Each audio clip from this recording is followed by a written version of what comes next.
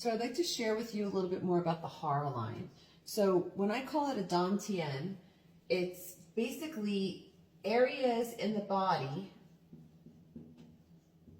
that are supported by the Hara Line. And the Hara Line is this blue line that's right in front of the chakra channel. So our first Tiens, or the lower Tiens, is located about an inch or two right below our navel, similar to where our second chakra is.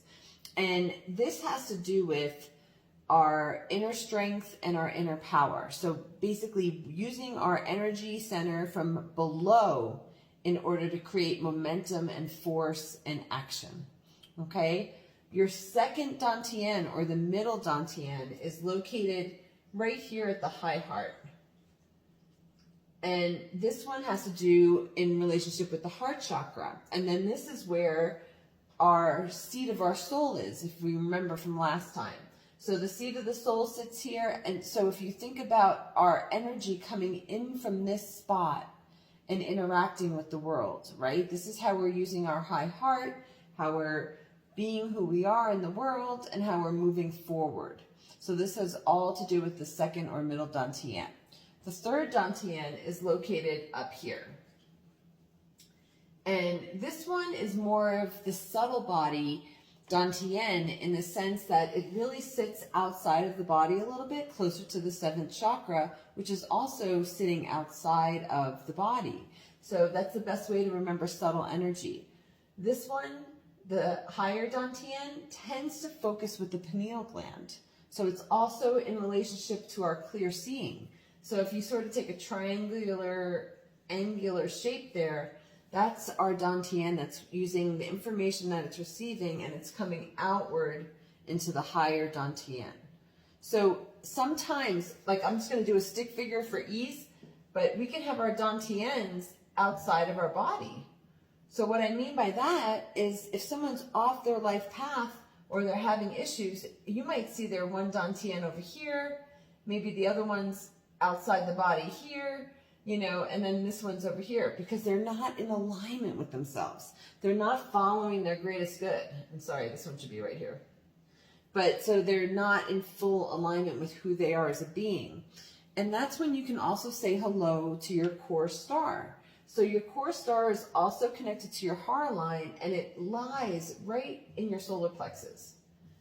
And the best way to think of this and remember this is that your core star is interacting with your solar plexus of your third chakra. They're connected to one another. So they're always interacting with each other and working with each other. So say this person's core star is over here, you know, and they really can't figure out why they're not on their life path.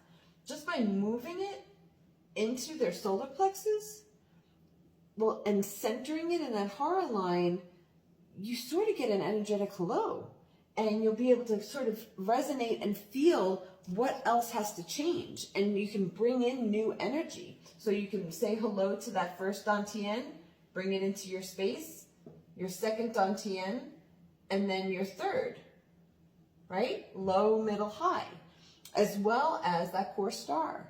And when you're in alignment with yourself, when you are connected to all of you on your life path line, and you have energy coming downward and upward, and you're sort of creating like a figure 8 in your body, right? It's almost like the affinity symbol. But this is when you're in flow with your life, because everything is working towards that center, which is your core star. That's what this center is here. So if you try your best to just focus and just say hello to these things occasionally. You can be doing it when you're exercising. You could be doing it through meditation.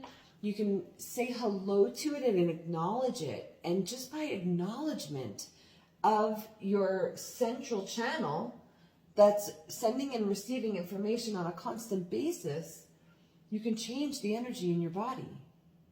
Give it a try. Don't be afraid. And enjoy it. Use amusement energy.